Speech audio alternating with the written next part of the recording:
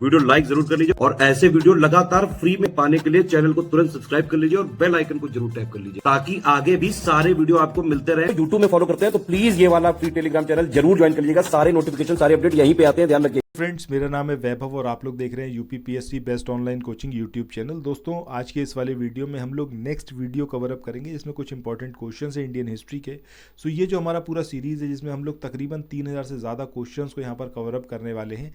अब ये सीरीज़ आप लोग बहुत ज़्यादा पसंद कर रहे हैं, जैसा कमेंट सेक्शन में देखता हूँ तो काफ़ी अप्रिसिएशन आप लोगों का है और आप लोगों को काफ़ी बेनिफिट हो रहा है, क्योंकि बहुत सारे पॉइंट्स ऐसे होते हैं जो आपको यूजुअली याद नहीं रहते हैं।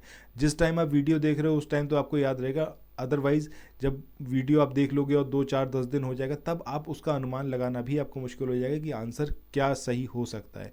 सो यहाँ पर मेरी कोशिश यही रहती है कि चीज़ों को जितना ईजी वे में हो उतना ईजी वे में आपके माइंड में उनको डाल दिया जाए, मतलब आप उसको याद रख पाओ।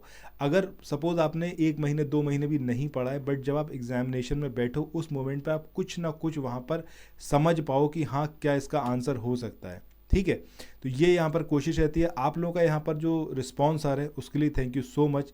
अब यहाँ पर एक हमारे सब्सक्राइबर हैं, इनका नाम है मेकअप विद प्रियंका। उन्होंने बोला है कि सर ARO का जो एग्ज़ाम होगा उस तक कंप्लीट हो जाएगा। ये जो हमारा ज्योग्राफी वाला सीरीज़ है उसके बारे में इन्होंने स्पेशली कमेंट करा है। सो ज्योग्राफी हो या फिर हिस्ट्री, ठीक है। अब देखिए 3000 क्वेश्चंस हमें कवर अप करने हैं और यहाँ पर मेरी कोशिश ये रहती है कि ये जितने क्वेश्चंस हैं ये आपको एज इट इज़ याद हो जाएं। इसीलिए वीडियो आप देखते हो क्वेश्चन कम यहाँ पर हो पाते हैं, बट जो क्वेश्चन होते हैं वो आपको यहाँ पर याद हो जाते हैं, ऐसा मेरा अनुमान है। क्योंकि जैसा आप लोग कमेंट में लिख भी रहे हो, सो उसके लिए मैं यहाँ पर ये चीज़ ज़रूर बोलूँगा, ठीक है। अब यहाँ पर जो एक हमारे सब्सक्राइबर हैं, इनका नाम है वंदना देवी। इन्होंने भी इस चीज़ के लिए बोला है कि सर ज्योग्राफी को लेके हम बहुत परेशान रहते थे, बट अभी जो यहाँ पर आपके वीडियोस देखे हैं उससे बहुत ज़्यादा हेल्प हुई है। सिमिलरली हिस्ट्री के लिए भी काफ़ी कुछ आप लोगों का यहाँ पर कमेंट आता है और ये बोला गया है किसके, विनय मौर्य, इन्होंने इस चीज़ को बोला है कि सर वेरी हेल्पफुल सेशन और थैंक यू सो मच, ठीक है। सो आप लोगों का बहुत बहुत धन्यवाद कि आप लोगों का यहाँ पर प्यार मिल रहा है। आप लोग बस ऐसे ही प्यार बना के रखिए और जो चीज़ यहाँ पर कवर अप करवाई जा रही है उसको करते रहिए। ये मत सोचिए कि सारा सिलेबस हो जाएगा कि नहीं होगा। जितना आप करके जाओ वो परफेक्ट होना चाहिए। अगर मान लो आपके करे हुए में से 70 क्वेश्चन आते हैं और वो 70 क्वेश्चन आप डिट्टो सही करके आ गए, आपका सिलेक्शन हो गया। कैसे? अगर आप आरओ के पेपर की बात करोगे, आरओ के पेपर का पैटर्न क्या है, एक तो आपका जीएस आना है, दूसरा आपका हिंदी आना है। जीएस की अगर हम बात करते हैं तो जीएस में आपके 140 क्वेश्चंस आते हैं और हिंदी की बात करें तो 60। हिंदी में अमूमन अगर आपने थोड़ी बहुत तैयारी करी हुई है तो हिंदी में आप 50 बहुत ईजिली ले आओगे, आपको दिक्कत बिल्कुल नहीं होगी। जीएस में बेसिक प्रॉब्लम होती है। जीएस में भी अगर बात करें तकरीबन 7 से 8 क्वेश्चन आपको रीजनिंग के मिलते हैं और जो रीजनिंग बड़ी ईजी होती है, इसमें से 5 क्वेश्चन आप ईजिली गेन कर सकते हो। अगर यहाँ पर हम इन टोटल 10 भी मान लें तो 130 क्वेश्चंस आपके हो गए, ठीक है। अब 130 क्वेश्चंस में से मैंने अभी आपको क्या बोला कि 70 क्वेश्चन भी आप अगर सही करके आते हो, जो आपने अभी यहाँ पर करके गए और वो क्वेश्चंस आ गए या उससे रिलेटेड कुछ आ गया और आपने वो 70 के 70 जितना आपने पढ़ा है, पूरा सिलेबस भले ही ना पढ़ा हो बट जो पढ़ा है वो एकदम स्ट्रांग है, तब आप देखो 70 यहाँ से हो गए, 50 यहाँ से, 120 तो आपके ऐसे ही आ गए। 5-6 क्वेश्चन ऊपर से मिल जाएंगे तो 125 और 125 पे 100% आपका सिलेक्शन हो जाएगा प्री में, ठीक है। जनरल कैटेगरी में भी 122 123 जाता है, 125 तो बहुत ईजिली हो जाएगा, कोई इशू आएगा नहीं। और ये मैंने तब बताया जब आप बाकी क्वेश्चंस नहीं करोगे। ये 60 क्वेश्चन तो मैंने एज इट इज़ छोड़ दिए हैं। अगर आप इसमें से भी कुछ क्वेश्चंस सही कर लिए, मान लो 10 क्वेश्चन भी कर लिए, तो 135 के अराउंड आपका स्कोर पहुंच जाएगा। तो बिल्कुल आप टेंशन ना लो, बट जो करो उसको बहुत स्ट्रांग करो। उसमें कुछ ऐसा ना हो कि वो करने के बाद भी आप उसको सही नहीं कर पा रहे हो। अच्छा चलो, अब डिस्कशन काफ़ी हो गया, अब स्टार्ट करते हैं। आज के सेशन को पूछा गया है कि टोडरमल ने किस क्षेत्र में ख्याति अर्जित की थी।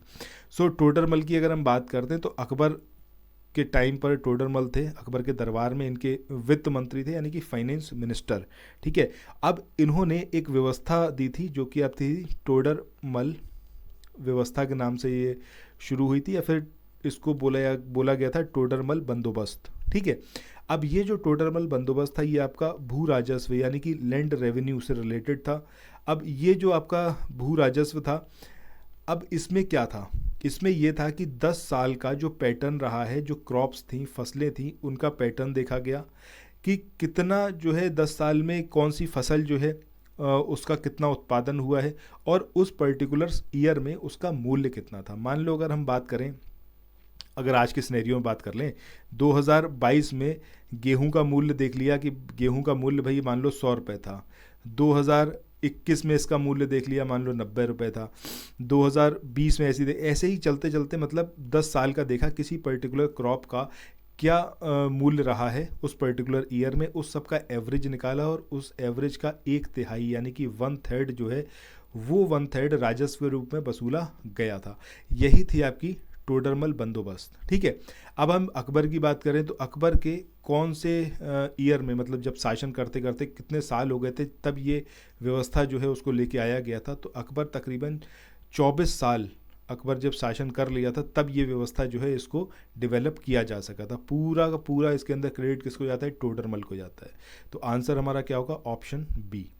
चलिए नेक्स्ट क्वेश्चन पे मूव ऑन करते हैं। यहाँ पर पूछा गया कि टोडरमल ये किससे इनका रिलेशन था? ये कानून से था, मालगुजारी सुधारों से था, साहित्य से था या फिर ये संगीत से था? तो अभी हमने देखा है कि भाई ये लैंड रेवेन्यू वगैरह को इन्होंने देखा था और फाइनेंस से रिलेटेड थे। सो मालगुजारी सुधारों से संबंधित थे आपके टोडरमल। नेक्स्ट क्वेश्चन की बात करते हैं। यहाँ पर पूछा गया है कि भू राजस्व प्रशासन के क्षेत्र में शेरशाह और जो अकबर थे उनके मध्य निम्नलिखित में से कौन निरंतरीय एक कड़ी था? अब ये बीरबल थे, ये टोडरमल थे या फिर ये थे आपके भारमल? तो यहाँ पर जो हमारा सही आंसर आएगा वो क्या आएगा? वो है आपका ऑप्शन बी यानी कि टोडरमल। अब अगर हम टोडरमल की बात करते हैं तो टोडरमल जो लैंड रेवेन्यू था, लैंड रेवेन्यू के एडमिनिस्ट्रेशन में बहुत ज़्यादा इनको जो है सम्मान दिया जाता था।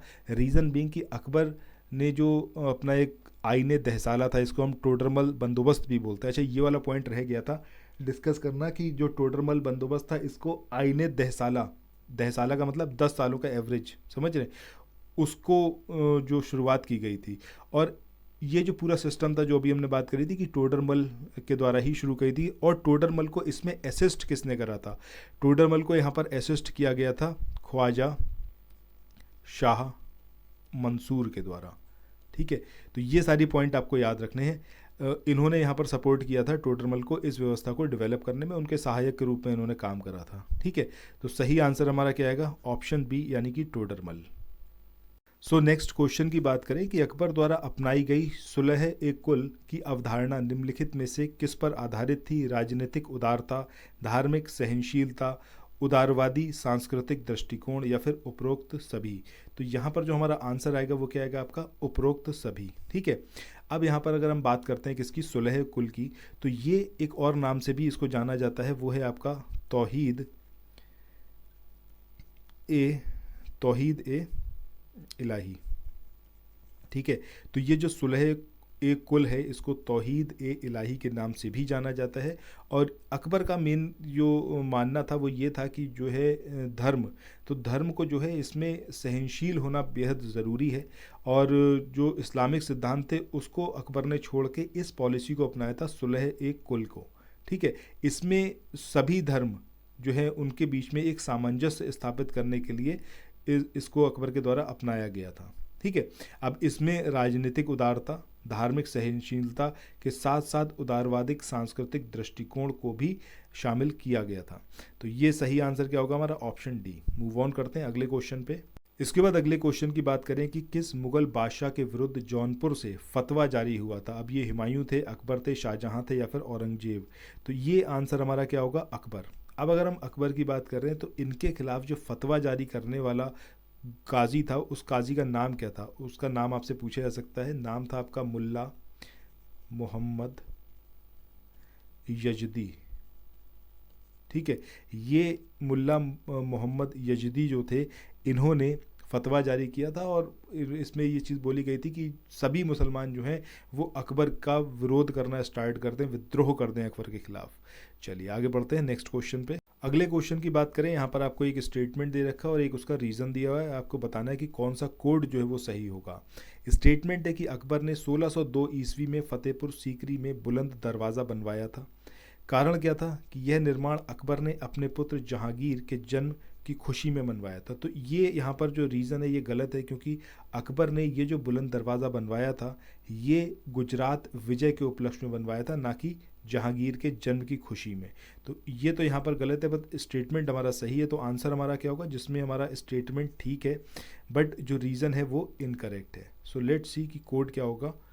आंसर हमारा होगा ऑप्शन सी, यानी कि ए सही है परंतु आर गलत है। आगे बढ़ते हैं अगले क्वेश्चन पे। इसके बाद अगला क्वेश्चन है कि निम्न में से किसका निर्माण अकबर ने करवाया था, बुलंद दरवाज़ा, जामा मस्जिद, कुतुब मीनार या फिर ताजमहल। तो सही आंसर क्या आएगा हमारा ऑप्शन ए, यानी कि अगर आप लोग उत्तर प्रदेश पीसीएस की तैयारी कर रहे हैं, आप आरओ की तैयारी करना चाहते हैं, बीईओ की तैयारी करना चाहते हैं, इन तीनों एग्जाम की अगर आप तैयारी करने चाहते हैं तो स्टडी फॉर सिविल सर्विसेज के कोर्सेज को आप ज्वाइन कर सकते हैं कंप्लीट तैयारी के लिए।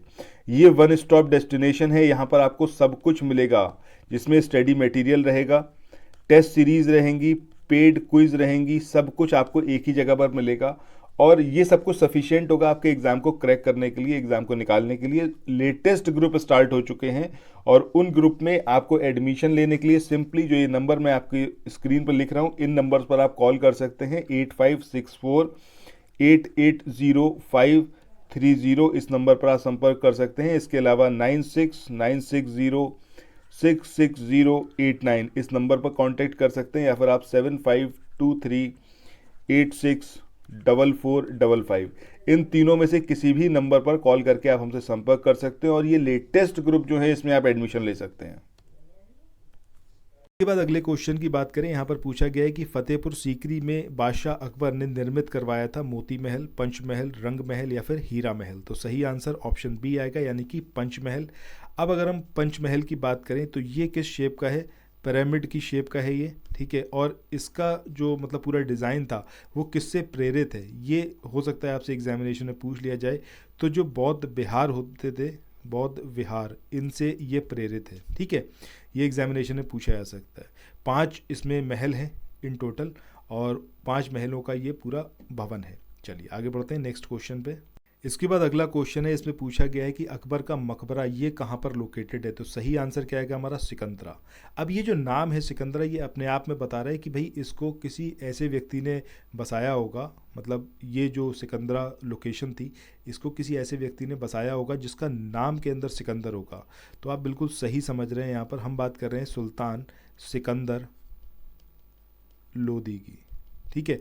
सुल्तान सिकंदर लोदी के द्वारा ये गांव जो था सिकंदरा नाम का, इसको बसाया गया था। आगरा से ऑलमोस्ट ये 5 मील की दूरी पर है, ठीक है।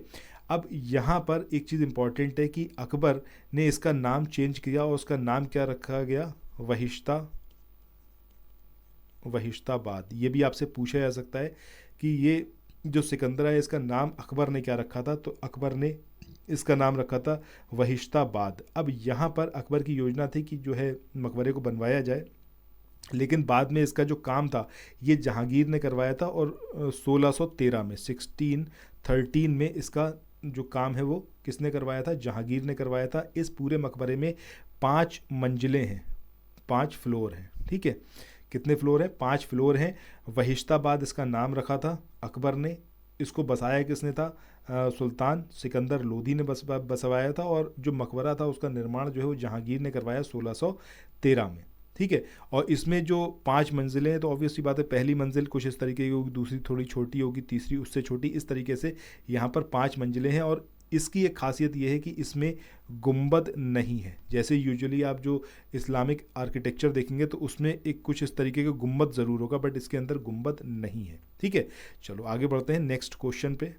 इसके बाद आज के आखिरी क्वेश्चन पे चलते हैं। यहाँ पर पूछा गया है कि निम्न में से किस किले का निर्माण अकबर के राज्यकाल में नहीं कराया गया था।